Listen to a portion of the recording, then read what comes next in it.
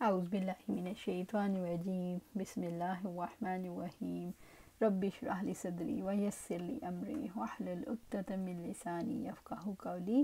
آؤ رب کے راستے پر چلیں۔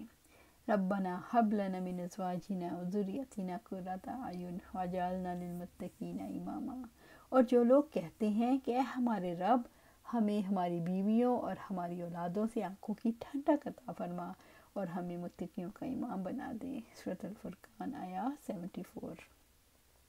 یعنی لیڈرشپ کردار ادا کرنے کے لیے دعا کیا ہے۔ دعا کیا ہے کہ یا اللہ، جس گلے کا آپ مجھے گلہ باندھ بنا رہے ہیں وہ سارے متقی ہو جائیں، تاکہ میں فاجروں پر نگران نہ بنوں، کافروں پر نگران نہ بنوں، بلکہ متقیوں پر نگران بنوں۔ انبیاء نے بھی گلہ بانی کی، اور دعوت اللہ کا کام گلہ بانی کا کام ہے۔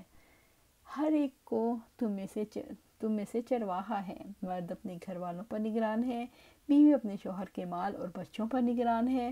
اس سے اس کے بارے میں سوال کیا جائے گا، اور سوچے اگر ایک گھر میں غلام ہے تو اپنے مالک کے مال پر نگران ہے، وہ بھی لیڈر ہے، اس کی ملکیت میں جو کچھ ہے اس کے بارے میں اسے جواب دہی کرنی ہوگی۔ یہ کام آپشنل نہیں، بلکہ ہر کسی کو لیڈرشپ کردار ادا کرنا ہے۔ یہ ذمہ داری ہے، ہر کسی کو دعوت اللہ کا کام کرنا ہے، وہ جہاں بھی ہو اور جتنا اللہ تعالیٰ پوری حیات میں موقع دے دیں۔ دعوت اللہ کا کام کرتے ہوئے داعی کیا کرتا ہے؟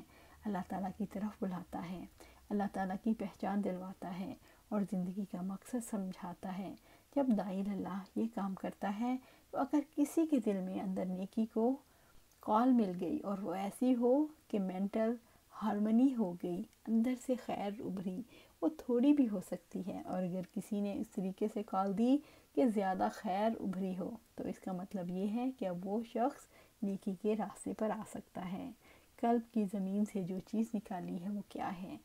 وہ چھوٹی سی کومپل، ایمان کی کومپل ہے۔ بیج کے اندر اگاؤ کی صلاحیت تو تھی، کم یا زیادہ، اور اب اگر وہ اگا ہے تو اسے بے یار و مددگار نہیں چھوڑنا۔ ایک مرتبہ کسی کو کوئی بات بتائی اور اس کے بعد بھول کر بھی نہیں سوچا کہ اس کو دوسری دفعہ پھر کال دینی ہے، پھر اسے رب کی طرف بلانا ہے۔ اگر کسی کے دل سے کومپل پھوٹتی ہے تو اب اس کی نگہبانی کرنا ہے جس نے کال دی ہے، کیونکہ اللہ پاک نے تو سوال کرنا ہے اور یہ فریضہ ہے، لہٰذا اس کو ادا کرنا ضروری ہے۔ نگرانی کرنی ہے، اور ایک داعی نگرانی کیسے کرے گا؟ اس فرد کو اللہ تعالیٰ کی ذات پر یقین دلانے کے لیے اور زیادہ دلائل کی غذا دے کے۔ اب رب عظیم کے سامنے احتساب اور احساس ذمہ داری پیدا کر کے اسے یقین تک لے کر آئے گا۔ پہلی بات تو رب تعالیٰ کے ذات پر یقین ہے، اور اس یقین کے ساتھ سارے یقین اور ایمان کے سلسلے جڑے ہوئے ہیں۔ دوسری بات اکاؤنٹیبلٹی کی ہے۔ آپ اللہ سبحانہ تعالیٰ کے سامنے جواب دیں ہیں، اور آپ کو اپنی زندگی کے ہر پہلو کا جواب دینا ہے۔ آپ کیا کیا سنتے ہو، آپ کیا کیا سوچتے ہو، آپ کیا کیا دیکھتے ہو، آپ کیا کیا کھاتے ہو، آپ کیا کیا بولتے ہو، آپ کیا کیا کرتے ہو، ہر چیز کا جواب دینا ہے۔ اب یہ جو یقین ہے کہ میں اللہ تعالیٰ کے آگے جواب دے ہوں، بندے کو اور دنیا میں لے آتا ہے، ایک اور دنیا میں پہنچ جاتا ہے۔ وہ رہتا اسی دنیا میں ہے، لیکن ہر وقت اس کے اندر سے وہی خیر ابھرتی ہے اور اسے یقین دلاتی ہے کہ آپ نگرانی میں ہو، آپ کو کوئی دیکھ رہا ہے۔ یو آر انڈر آبزرویشن، اور جو دیکھ رہا ہے اس کا حساب کتاب ہونا ہے۔ یہ ہے دعوت اللہ۔ دعوت اللہ کے اثرات جو قلب کی زمین پر مرتب ہوتے ہیں۔ اگر کوئی دعوت کے عمل میں جس کو وہ دعوت دیتا ہے، یعنی مدعو کو ایسی پوزیشن پر لے آتا ہے کہ اپنے آپ کو اللہ تعالیٰ کے آگے جواب دہ سمجھنے لگے، اور زندگی کے ہر لمحے میں اپنی ذمہ داری کا احساس اس سے گم نہیں ہوتا، تو اس کا مطلب یہ ہے کہ داعی نے دعوت کے عمل میں ایک شخص کو اپنے برابر کھڑا کر لیا۔ اب وہ بھی داعی اللہ بن سکتا ہے، اب وہ بھی لوگوں تک اس پیغام کو پہنچا سکتا ہے۔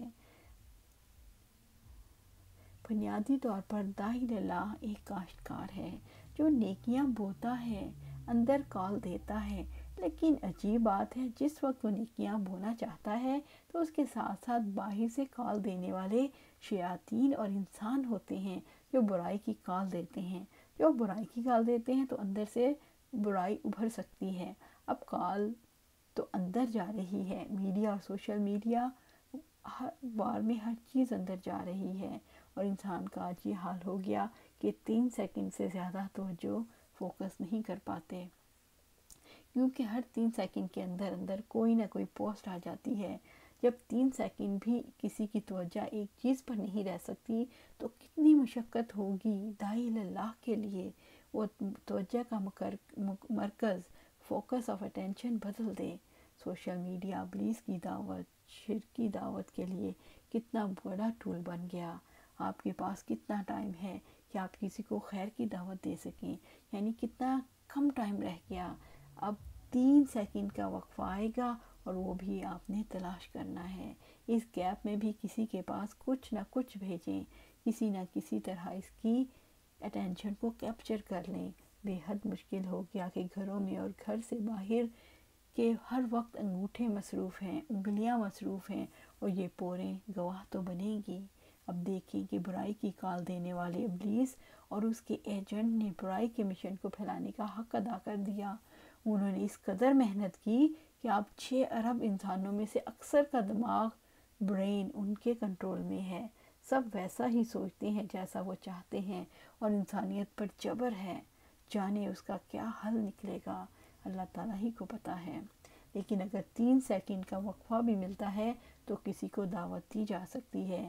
میں حیرت زدہ ہوتی ہوں کہ ابھی بھی اتنی سعید روحیں باقی ہیں جو اس دور میں اللہ تعالیٰ کی طرف رخ کرنے کے قابل ہو جاتی ہیں، جن پر اللہ تعالیٰ کی جانب سے دی گئی کال کا اثر ہوتا ہے، چاہے کوئی ڈائریکٹلی دے، چاہے کسی پوسٹ کے ذریعے، سوشل میڈیا کے توسط سے دے.